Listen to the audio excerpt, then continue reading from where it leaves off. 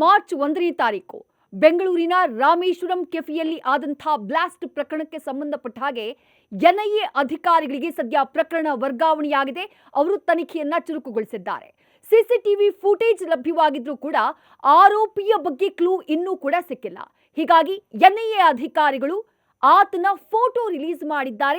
ಯಾರು ಈತನ ಬಗ್ಗೆ ಮಾಹಿತಿಯನ್ನ ನೀಡ್ತಾರೋ ಅವರಿಗೆ 10 ಲಕ್ಷ ರೂಪಾಯಿಯ ಬಹುಮಾನವನ್ನ ಘೋಷಿಸಿದ್ದಾರೆ.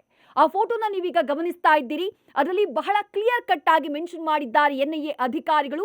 Any information leading to his arrest shall be rewarded. 10 lakh ರೂಪಾಯಿ ಬಹುಮಾನವನ್ನ ಎನ್ಐಎ ಅಧಿಕಾರಿಗಳು ಘೋಷಣೆ ಮಾಡಿದ್ದಾರೆ. ಹಾಗಾದ್ರೆ ಯಾರಿಗಾದ್ರೂ ಈತನ ಬಗ್ಗೆ ಸುಳಿವಿದ್ರೆ ಅಥವಾ ಈತನನ್ನ ಎಲ್ಲಾದ್ರೂ ನೋಡಿದ್ರೆ ಎನ್ಐಎನ ಕಾಂಟ್ಯಾಕ್ಟ್ ಮಾಡೋದು ಹೇಗೆ?